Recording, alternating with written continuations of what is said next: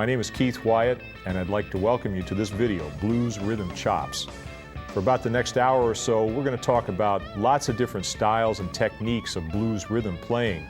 If you've never really studied the subject, you're going to find that there's a lot of variety that you can get into a very simple style. The problem a lot of people have when they start out playing rhythm is that it seems boring because you've only got a couple of ideas. So we're going to solve that problem in a hurry. And by the time you get done with this video, I think you'll realize that there's a world of possibilities out there that you can explore and make your rhythm playing as artistic as your lead playing. First thing we're going to do is tune up. So get your guitar out, and I'll play each of my strings, and you tune up to me. Then we'll get down to business.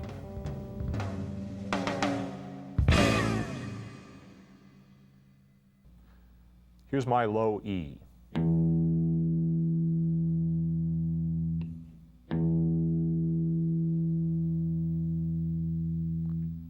Here's A.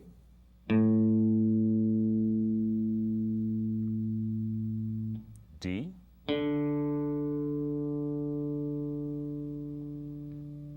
G.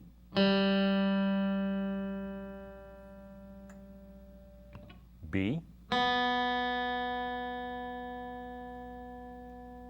And high E.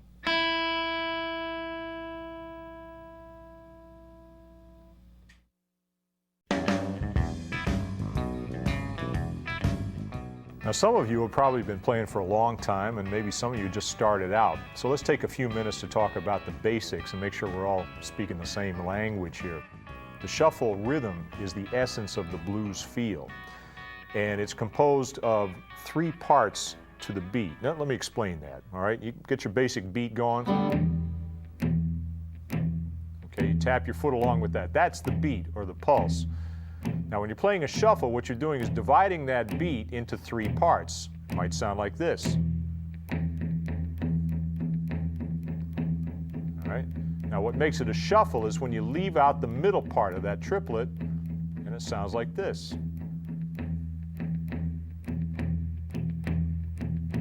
And that's what we all recognize as a blues shuffle. It's a long part of the beat and a short part of the beat, and put them together, and you get that shuffle feel. It's supposed to be relaxed. It has to lay back. There's always a battle between guitar players and drummers and bass players trying to get that feel to lay back. It's a big part of being in the rhythm section, is getting all the instruments to play together. Now, we can express that shuffle in so many different ways. That's really what this video is about. So we're going to get down to specific patterns that you play, stylistic patterns that make that come alive in just a moment. But first, we have to know how we're going to apply that shuffle. First thing we're going to do is we're going to need some chord shapes. Say, for instance, we want to play an A. Here's my A major triad. Now I lift up the fourth finger. I've got A dominant seventh. Or I can add the fourth finger on the second string for another version of that big chord shape. All right? The only other chord that I really need to know for the moment is D. The root is on the lowest string of the chord. There's D dominant seventh. There's one important variation that you use a lot, and that's this chord right here. D dominant ninth. That's played with the second finger, first finger, and the third finger on top. Now, the reasons why these chords have the names they have, seventh chord, ninth chord, that gets into music theory. It's not really what we're trying to deal with here today. So just know these chords by shape and you'll be all right. And as we go along, I'll show you exactly how to use them. So we have two basic chord shapes. Now, we take those two shapes and we put them together in a key to play a blues. The most common structure is called the 12-bar blues. That's a chord progression that's 12 bars in length. And it's usually arranged one of two different ways, and I'll show you the two variations. Here's a 12-bar blues in A, okay? Starts like this, 1, 2, 3, 4. A, second bar, third bar, fourth bar. Then we go to the 4 chord, D, and back to A. Now we're going to go to an E chord using that D chord shape. Back to D again.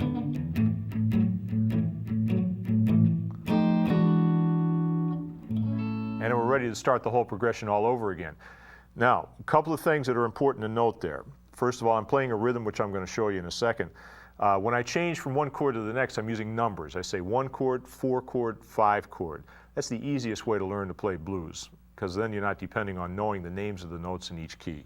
In the key of A is the 1 chord, D is right next door, that's the 4 chord, and E, the 5 chord, is on the 5th string, based on the 5th string, up 2 frets. All right? All the 12-bar blues that we play are going to be made up of the 1 chord, the 4 chord, and the 5 chord. Now at the end, I went 5, 4, 1, and then I went like that. That's the turnaround, and I'm going to show you in each example how to play different types of turnarounds. Very important part of the progression. The only variation that you usually see in a 12-bar blues is when you go to the 4 chord in the 2nd bar instead of waiting, right? And it sounds like this. 1, 4 chord, and back to the 1. And then I go back to the 4 chord, and the rest of the progression is just like it was in the first case. When you go to the 4 chord in the 2nd bar, that's called the quick change. And before you start to play a tune with a band, you need to say, somebody needs to take charge and say it's going to be a 12-bar blues in A, quick change. And then people will know what to do, so the band all plays together.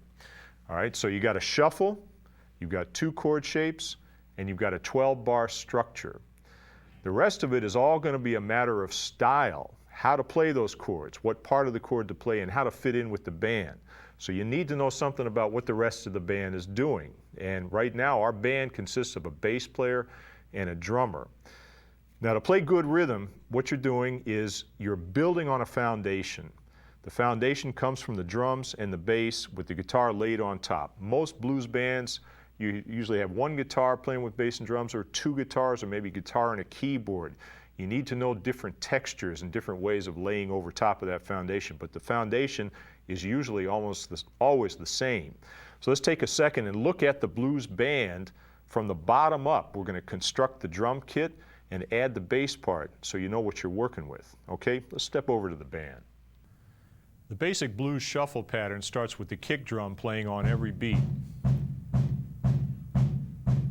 The snare comes in on the 2nd and 4th beat, or the back beat. The real shuffle feel comes from the hi-hat, and it can also be played on the ride cymbal with the snare also doubling up on the shuffle. Now let's add a little bit of bass. The bass here is playing a walking line. In other words, it's playing quarter notes right along with the kick, and it's outlining the chord changes. No matter what style of rhythm you play on the guitar, these are the basic ingredients that you need to work around.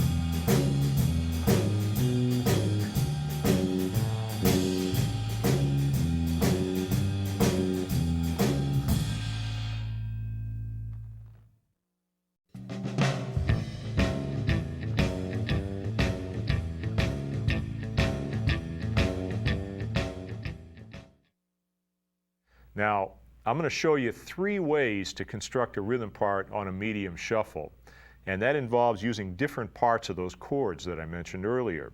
Let's play in the key of A for starters. If I play an A dominant 7th chord, I'm using a bar chord that involves all 6 strings. Now, if I was to play a shuffle using that chord, I might play something that sounds like this.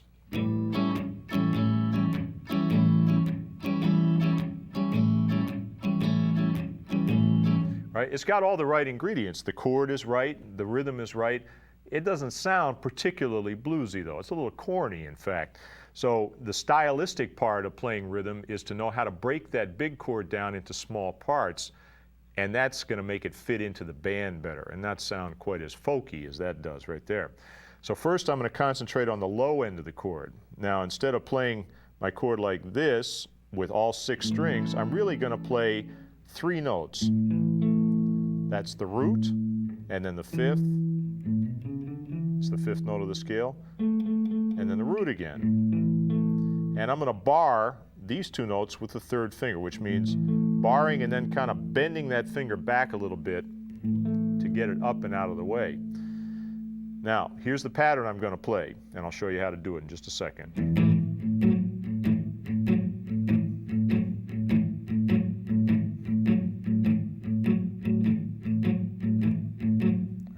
Now Now what that is it's kind of rocking back and forth there. You play that first chord shape, and then on the alternate beats, you add your fourth finger up 2 frets. Now that's quite a stretch, depending on the kind of guitar you have and how big your hands are. You might find yourself really reaching out there.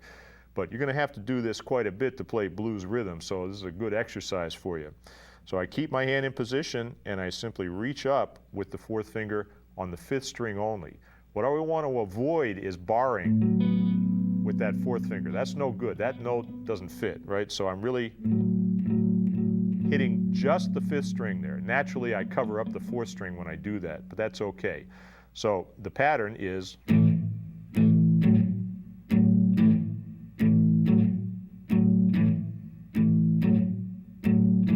now notice in the right hand I'm using all downstrokes. I'm not going to bother with any upstrokes at this point. Downstrokes give me more consistency.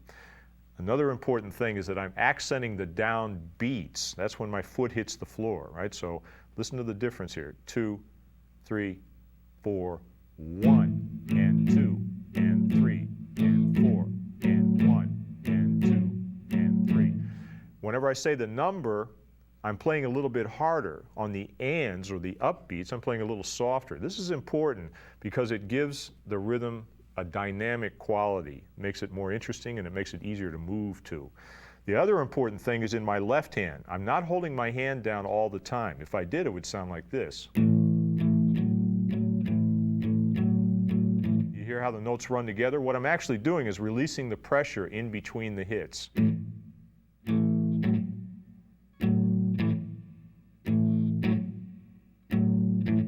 Now to play that with a 12-bar shuffle, we have to do the same thing on the D chord. So I move my hand over to D. Now the trick here is that since I'm not playing the 6th string, I have to mute it with the tip of my finger. You notice how the tip of my index finger is right up against that string, and it prevents it from ringing. That way I don't have to worry with the pick whether I hit that string or not. It's not going to make any noise. Do the same thing here, adding the 4th finger.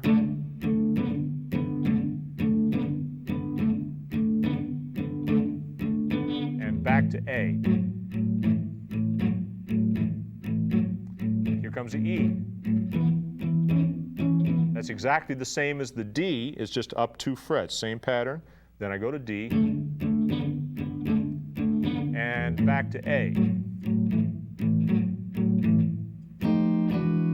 Now that, as I explained, is the turnaround. This is very important. You have to know how to play these chords in time. And what I'm playing specifically are 9th chords. And the 9th chord is formed by playing the 2nd finger, 1st finger, 3rd finger, and then moving down. Same chord, down 1 fret, all right? The timing of the turnaround is what counts. Listen to how I play it. I'm going to play the last 4 bars of the progression. E, D, A, 2, 3, 4, 1, 2, and 3, 4. Start the whole thing again. Now that part sounds good because it's based on all the downbeats. You can really feel the beat coming from that rhythm. Dot, da, dot, da, dot. The next part I'm going to show you is based just on the upbeats. It's a little bit different, and this is similar to what piano players play on the blues. Now, it sounds like this, just so you get an idea of it. 1, 2, 3, 4, 1, and 2, and 3, and 4, and 1, and 2, and 3, and 4, and 1. Now that sounds very strange by itself, but when you hear it with the band, you'll understand how it works. Now this is based on a chord shape called the 9th chord. Here's the A dominant 7th chord. You already know how to play a D9 chord and an E9 chord. The A9 chord is fingered like this. 1st finger, 3rd finger, 2nd finger, 4th finger. The root's right there. You're not playing it, but that's the root. So see it, but don't finger it. Now the trick to this one is that you're only playing on the upbeat of the shuffle. Right? Now I'm going to play very slowly, and in my right hand I'm going to hit the strings on the downstroke on the beat, but I'm not going to pick them. I'm going to use the side of my hand just to give myself the feeling of the downbeat, and then I'm going to stroke it on the upbeat. Play along with me on the A chord. 2, 3, 4, 1, and 2, and 3, and 4, and 1, and 2, and 3, and 4, and Don't sustain the chord. Let it go as soon as you play it. Get the idea? By using that downstroke, it really helps you stay on time. Okay, now let's put it together in the 12-bar shuffle. And the tricky part here is you're never going to hear the downbeat of the new chord change. You have to feel it. Play along with me one time through. 1, 2, 3, 4.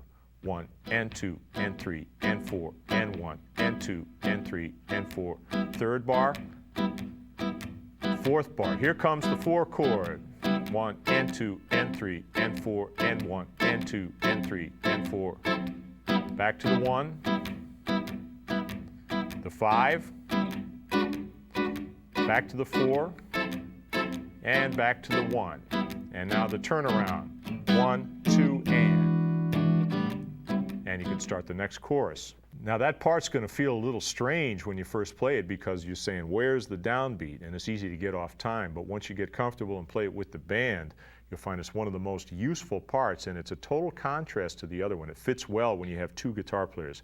One plays the first part I showed you, one plays that part, and you got a great team. Now I'm going to show you a third part, and again, this would work as a second guitar part on top of another rhythm, or if it's a guitar and a keyboard. This one's really based around the sound of a horn section. All right, it sounds like this. Check this out. 2, 3, 4, 1.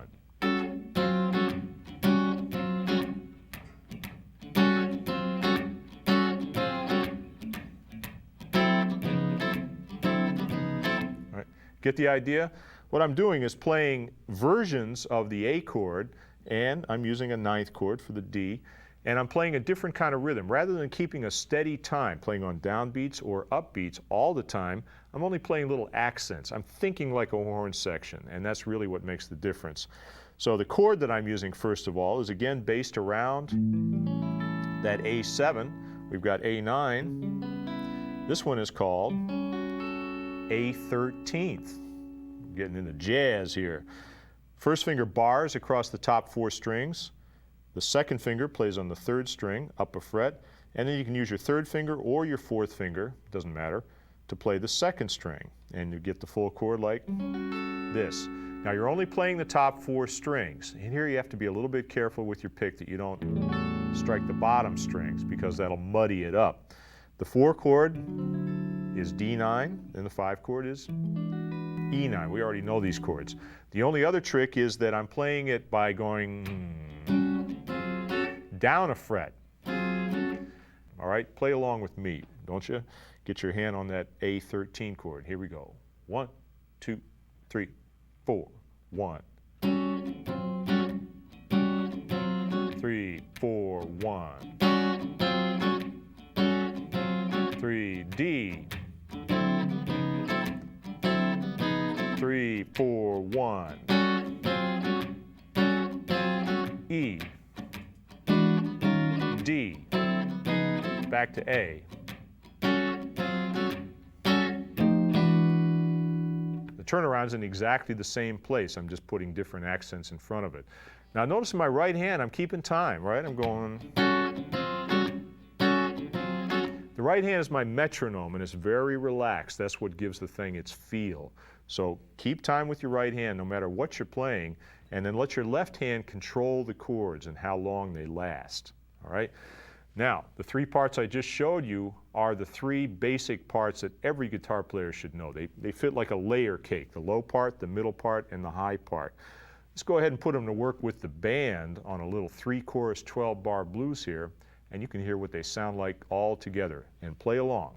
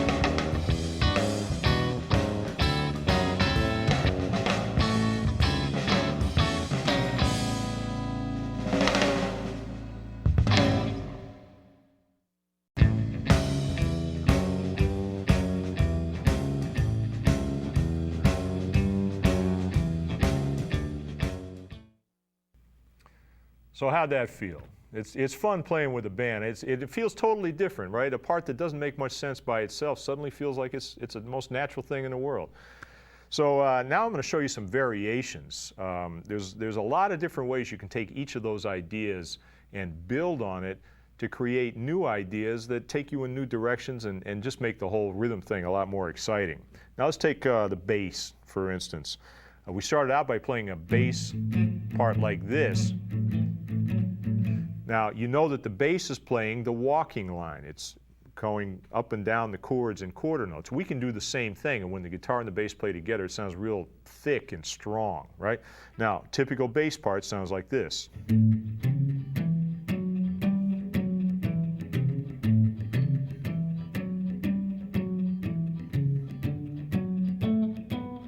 Right? That's what bass players tend to play. It's just a natural bass part. Now, what I'm going to do is play that same part along with the bass player. I'm not going to use the same fingering he does, but I'm going to adapt it to the guitar. We've got to keep the bass line on the bottom strings because those are the wound strings, and so they sound the biggest and the most bassy when you play them together. All right? The technique is this. First finger, playing the root, sliding up 2 frets, and putting the third finger at the 9th fret to play that note, then the first finger on the 5th string, 3rd finger, and 4th finger, and then back down that pattern. In my right hand, I'm using all downstrokes, but I'm keeping my shuffle pattern going like this.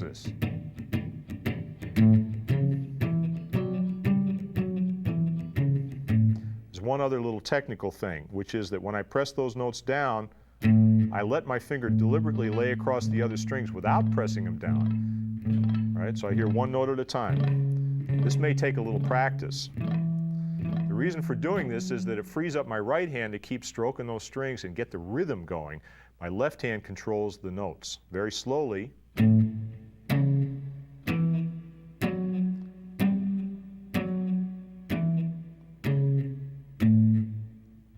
Now let's take that same pattern, we'll move it over to D and then up to E. You play along with me. 1, 2, 3, 4.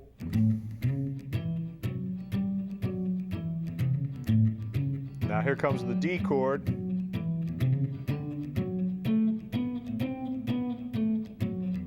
Back to A again. Here comes E. Back to D, A. Turnaround. Now a couple of little details there. In my right hand, I'm just keeping the feel going like a drum. Right, so I scratch the strings and I put in my accents the same way that you'd feel the drummer playing the downbeat and then the backbeat. Right, if I can get that feel into my right hand, then anything I play with my left hand is going to fit. Right. The other thing is that when we play the E and the D chord, you only have 1 bar on each, and it's a 2-bar phrase. So I shorten it up by going root, 3rd, 5th, and back. And then the turnaround fits in the same place it always does, right? There's a lot of different variations that bass players use when they play on blues. And if you want this to sound really tight, you and the bass player would have to get together on a pattern. That one's pretty safe. And there are a lot of times when you listen to recordings and you hear the guitar player and the bass player playing slightly different patterns, but it still sounds good. So the technique is the most important thing to learn now, and then you can work out the details of which notes you're going to use later. All right? Now the next part I'm going to show you is again moving over to the middle part of the guitar. We got our bass part and the middle part. And here's one here that is an idea that I got from a guitar player named Robert Lockwood Jr. So Robert Johnson's stepson, by coincidence, and a great blues guitar player in his own right. It goes like this.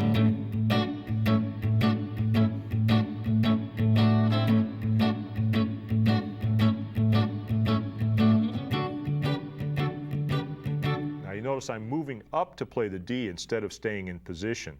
And the reason is I want that same sound on every chord. To be most consistent, use the same shape and just move up and down the neck. If you stay in the same position, it's more convenient to finger, but it has a slightly different sound. All right, let me show you how that part is played. Now here's a tricky little number here. that blues guitar players do quite often. That's the thumb over the top. In other words, I'm playing the root with my thumb. Now when you learn to play guitar, if you have a good teacher, they'll teach you to keep your thumb behind the neck. That's classical style. But most people that play elective just grab it like a baseball bat. That's the way I do it. So thumb over the top, and by doing so, I'm fingering, actually, that low A. Then I form my other fingers into a triad. So now I've got a 4-note chord. The 5th string and the top string are muted by the other fingers that are naturally in position like that. So when I strum all the strings, I just hear the 4 with the 1 on the bottom and the other one's in the middle. Then if I lay my 3rd finger down, now it looks sort of like a D chord laid over that A bass, but when I go back and forth, I get a pattern. The pattern is kind of like, it's that same pattern up an octave. Here we go. 1, 2, 3, 4.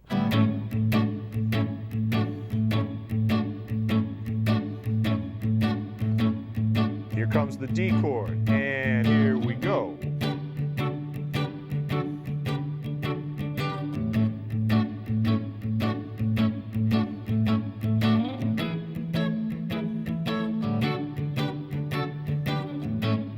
And the turnaround. Right. Now that turnaround right there is one that's so typical and so easy to use that you can play it on any blues that you know how to play. I'll show you another kind of turnaround which is more typical of Robert Lockwood's style, and that would go like this.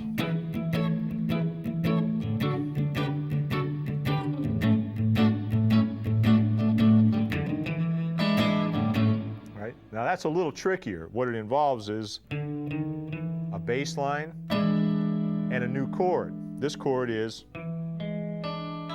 E7. It's a very typical chord shape. Probably you already know this one. It's one that you usually learn down here as a C7 chord. Right? So again, the timing is 5 chord, 4 chord, and here we go. 1, 2, 3, 4, 1, 2.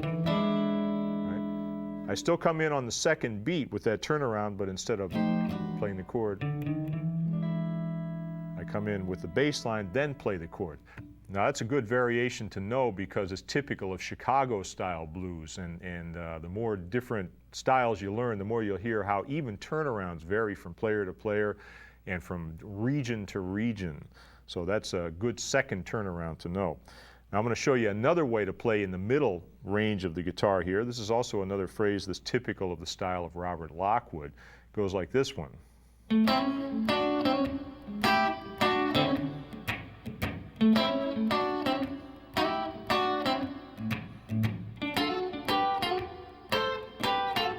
See, again, you can see that when I go to the 4 chord, I'm shifting to a new position so that I can keep playing the same shape.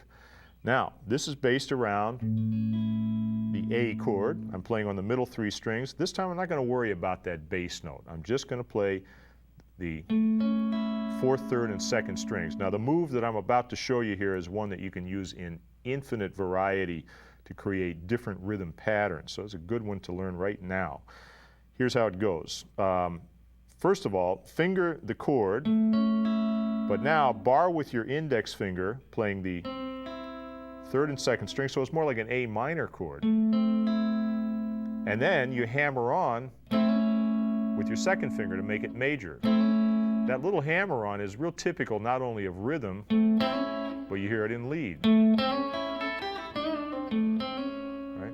So those phrases aren't really that much different. Now, fold your 3rd finger over, and you get that D chord shape. Right, you see I'm creating a little rhythmic phrase from those 2 little finger moves there. Now I'm going to add a variation. Now that's the tricky one. This might take some practice. I shift position, 1st finger, 3rd finger, 2nd finger, and then back. Very slowly. 3, 4, 1.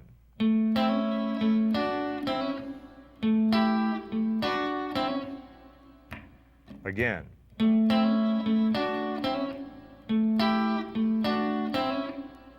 Now if I take that same idea and move it up to the 10th fret, I can play the D chord. And back to the A. And then the E. Now again, because the E chord only lasts for 1 bar, I can't complete the phrase, so I'll complete it on D. It'll go like this, E, and then the second half of the phrase on D. And then I'm back to the beginning. I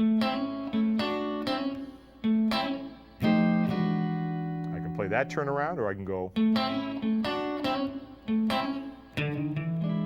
that turnaround. 2 choices now, all right? So now we got 3 variations. Here's a 4th variation. And this one is more typical of the style of a guitar player back at the beginning of blues, known as T-Bone Walker. This is not exactly a lick that I took from T-Bone, but it's one that is in the style that he played and a lot of other people since then. It goes like this. 1, 2, 3.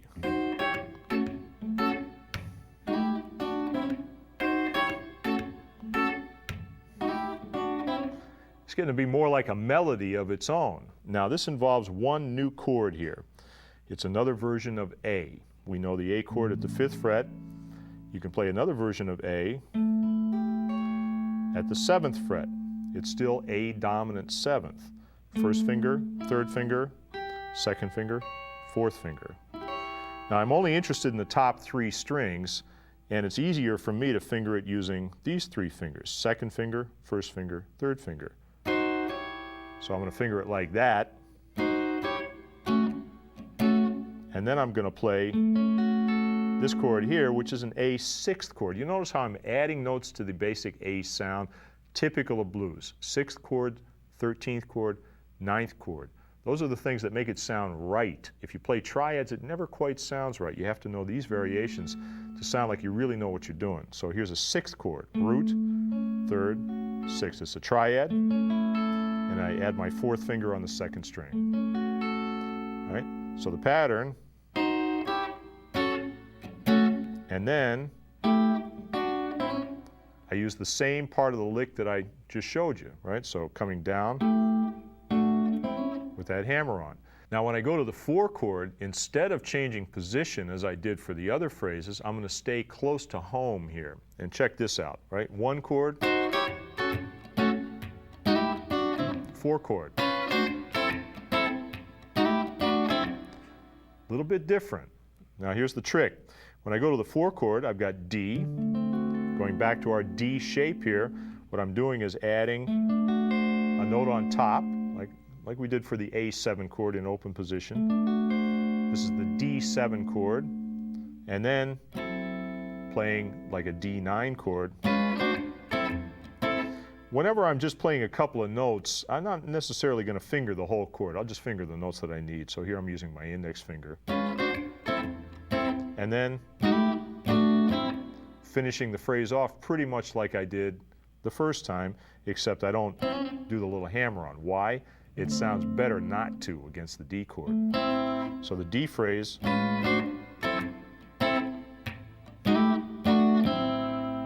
right? It's half familiar with half of a new bit to it. Then back to A.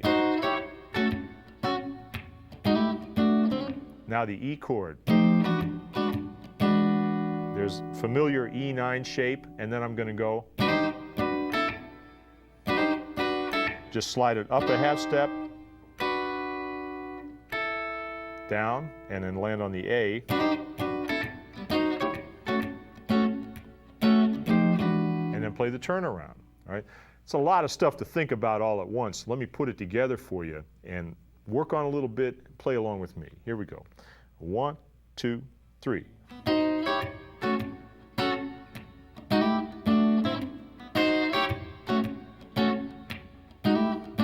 D.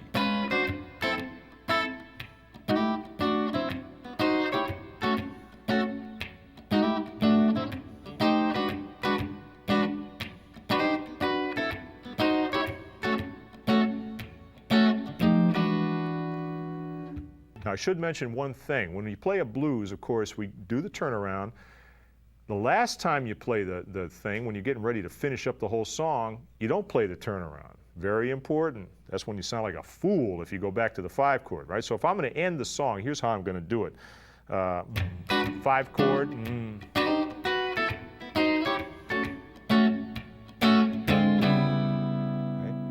At the end of the song, instead of going from the 6 chord to the 5 chord, I go from the flat 2 chord to the 1 chord. And typically, I'll use that 9th shape. The timing is identical to the turnaround, but you don't go to 5, you go to 1. That's how the song is over. If you don't go to 1, it sounds like it's going to keep going, all right? So when you play with the band, which you're about to do, play it down just the way I showed you, 4 times. You're going to play first the bass line, then you're going to play the basic part up an octave like that, then you're going to play the little phrase, and then you're going to play the horn part. And after the 4th time, when you get ready to end it, go back to the 1 chord. All right? Have a ball.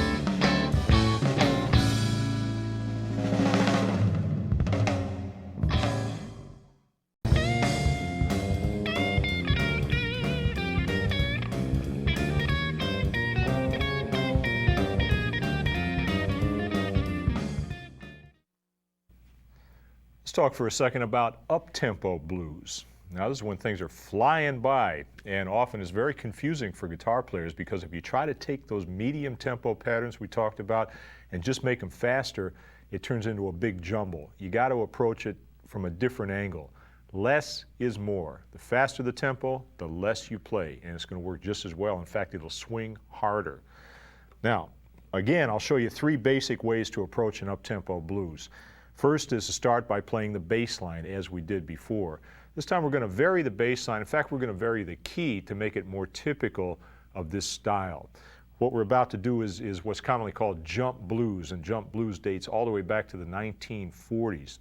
Guitar players like T-Bone Walker, saxophone player Louis Jordan, B.B. King got his start playing jump blues. And what it is a jazz-influenced style of straight-ahead blues, 12-bar progression, but with a slight twist, all right? Now, for instance, if I want to play the bass line on an up-tempo blues, I'm essentially going to play the same notes I was before and just pick it up slightly. I also have to have a little lighter touch. For example, key of B flat. This is a good jump blues key right here.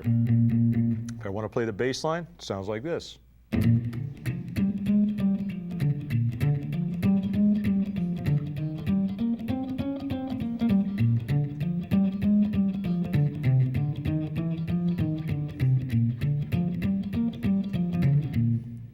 Because I'm playing fast, I have to have a lighter touch. If I hang on to the notes, they'll get muddy.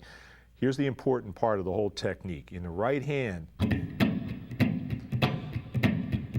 I get my right hand going with the same feel the drummer's using, right? Slowing it down, 3, 4. There's the back beat. 1, 2, 3, 4. 1, 2, 3, 4. Notice how loose my right hand is. That keeps it relaxed and keeps me in the pocket. I can play at any tempo with this technique because it's very relaxed. If your hand tightens up, that's a problem. That's where you have to work on gradually loosening up and building your tempo. Now, at the end of the pattern, I varied it a little bit. I went, instead of playing 5, 4, 1, I went 2, up to the 5, and back to the 1. That's just the typical pattern for a jump blues up-tempo kind of groove. So just one you learn, and then you know it. All right? So 2, and back on down. Bass players will do that more often than not on this kind of a pattern. So I play along with the bass and just use a light touch, follow those notes, and I pretty much got it made for the bass. Now, when I get to the middle section of the guitar again, all the patterns we came up with involve using quite a few notes and moving the hand around quite a bit. Because of the tempo, I'm going to simplify everything down to the absolute basics. Look at that B flat chord. It's got 6 notes in it, big fat shape. How many of those notes are essential to make the chord sound the way it does? Believe it or not, only 2 of them. It's these 2 right here. Right? You don't even need the root. There's the root. Don't need it. Why? Because the bass player is playing it. All right, so here's how it goes, like this. Imagine, key of B flat. 1, 2, 3, 4.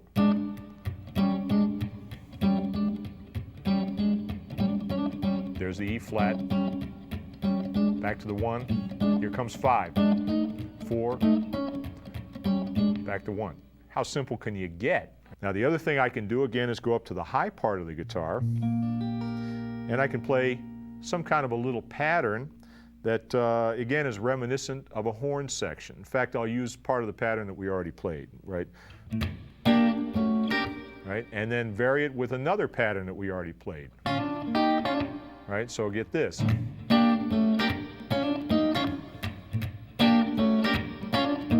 Or I could go.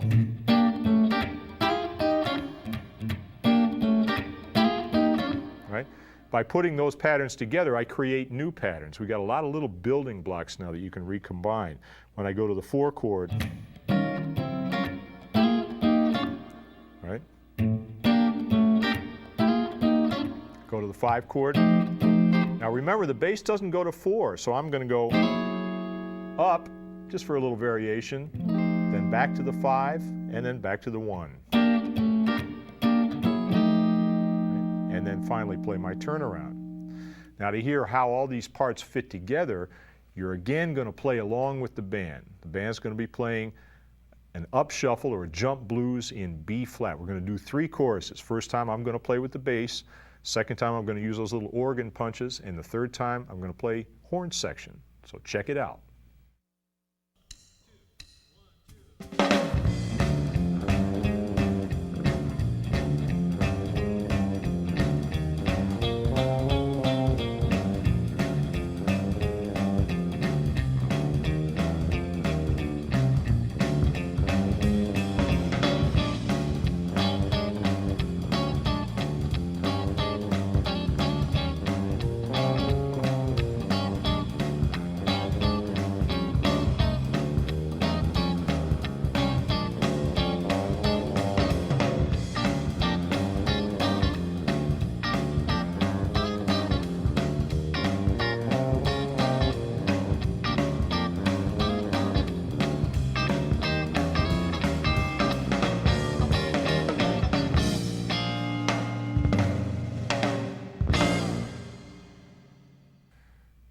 Swing time. Now when you play each one of those little parts by themselves, they're not too difficult. They're all based on things we've already learned. I'll take you a little bit further right now and show you something that combines all those parts together. Now this is kind of leaping off into the unknown here. Everything that I'm about to play, I've already showed you in one form or another, but the tricky part is doing it all at once. Check this out.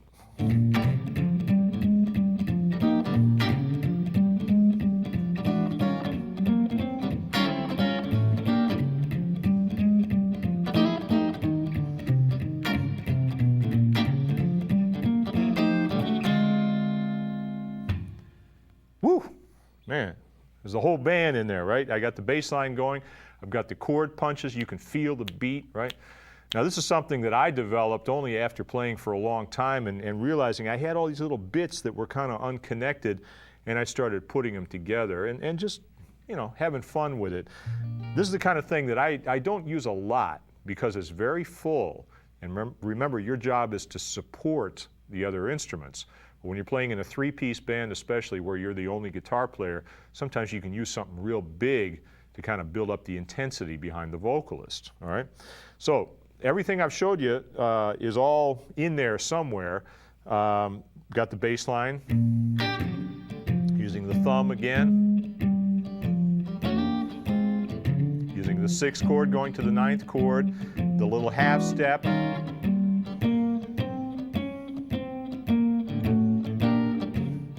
another little half step move.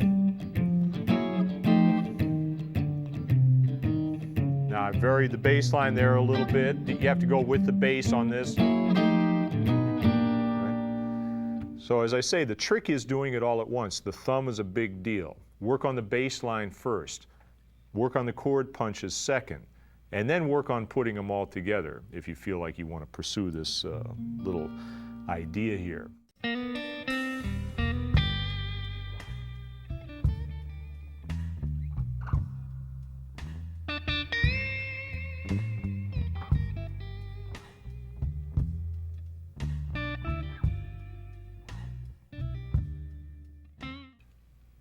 Now let's get down and dirty to the essence of what blues is really all about. It's the most expressive style of blues, and that's what I'm talking about, is slow blues right here. Slow blues is where you really have a chance as a lead guitar player to stretch out and show your personality. It's what singers love to do most of all. It's the most emotional style of blues, and in some ways it's the trickiest to play rhythm on, because there's a lot of empty space, and so you really have to take care with what you play and when you play it. As before, I'm going to show you some basic patterns that every player should know, and then I'll show you some variations. All right? Now, let's do it in the key of G this time, just for fun. Good slow blues key. Starting again with a G chord. If I break that chord down, I've got bass, the middle, and the high end. Starting with the bass line. Now, on a slow blues, there is no one single bass line that everybody uses all the time. There's lots of variations. This is where different songs have different identities based on the differences in the bass lines themselves. So we're going to pick one and just use it as a foundation for this little tune here. Here's a typical one.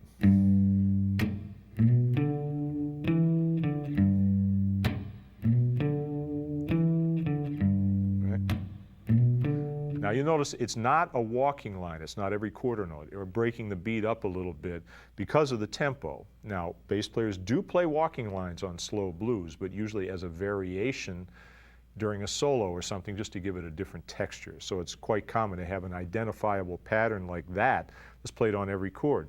So option number one, double the bass line. All right, that's a good one. Option number two, play a chord lick in the middle section of the guitar, like this.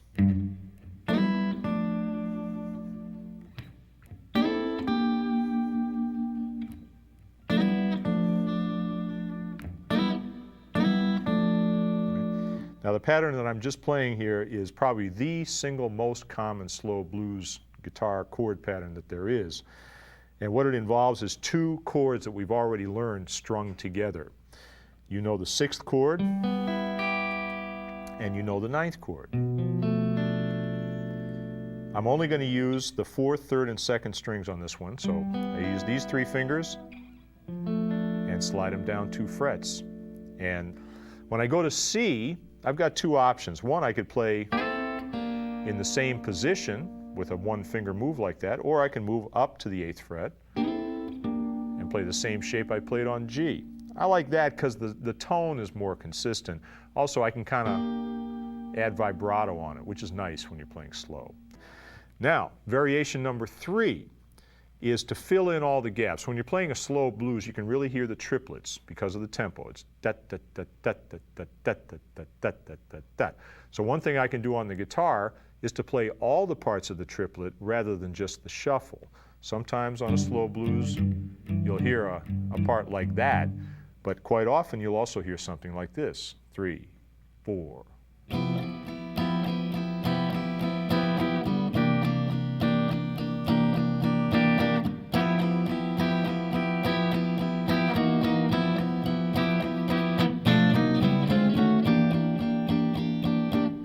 What I'm doing is keeping constant time. This is what the right hand of a piano usually does on a slow blues, is that triplet feel. It fills it out and provides a nice foundation for anything that's happening on top. Chords I'm using, again, I'm kind of going uptown here. 13th chord, you already know that. 4 chord, 9th chord. I could also use a G9, right? Use my little half-step moves. As long as I hit the new chord on the downbeat. Now check this out. 3, 4, 1, 2, 3. That's a pretty stock move there. It's kind of a cliche in some cases, but it definitely works. I'm going from the 1 chord to the 4 chord. The timing is this: 1, 2, 3, 4, 1, 2, 3.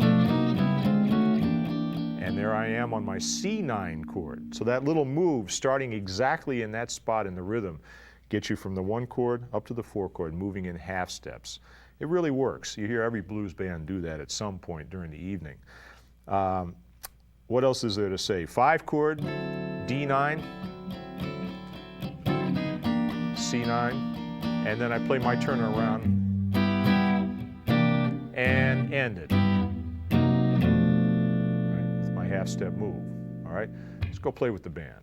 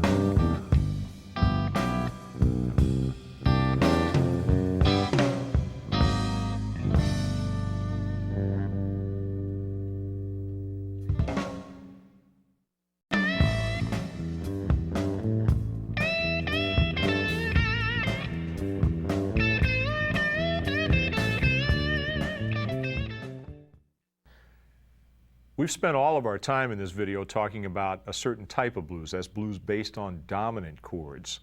There's a very common other style of blues, which is called minor blues. And minor blues can be played slow, medium, or fast, played with 12-bar chord progressions or other variations.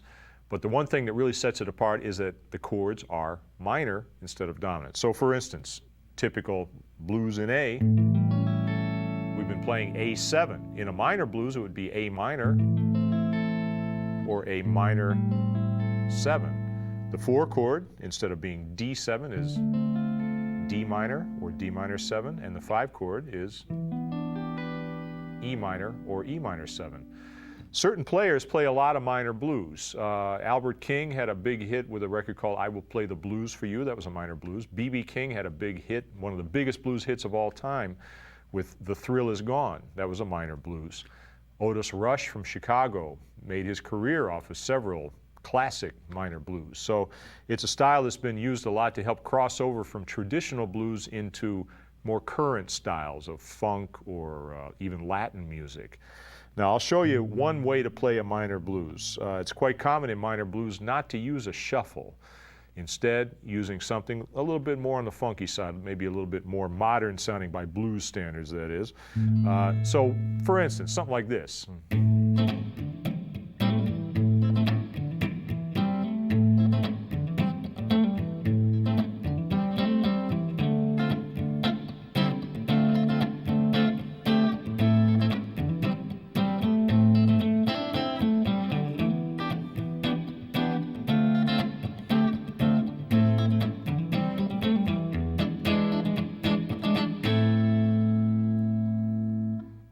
Now, what I'm doing there is basing all of my rhythm patterns off of a single shape for A. That's A minor, and I'm using a little trick, which I've showed you already, thumb over the top. And with the thumb over the top, that frees up other fingers to play embellishments or extra melodies.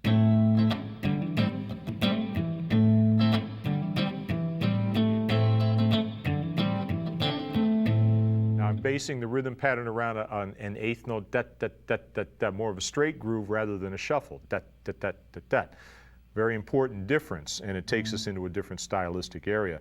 As far as the other notes I'm adding, it's all with the first and third finger, and they're all just based around really the minor pentatonic scale in 5th position there.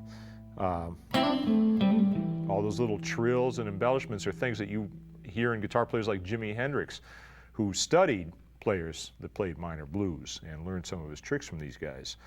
So that would be on the A chord. When I go to the D minor 7 chord, because it's a minor 7th, that leaves one finger free, the 4th finger, so I can play. And I can add notes, or I can take away notes to create a little pattern.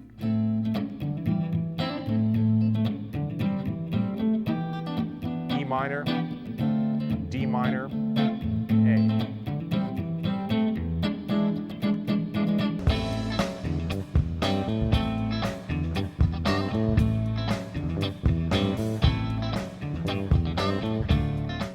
I think after this video, you probably started to get the picture that there's a lot out there to learn, and you can spend the rest of your life perfecting a blues rhythm style. You know, it's a deep subject and well worth your time and effort. If you want to be a good lead player, you have no choice but to become a good rhythm player.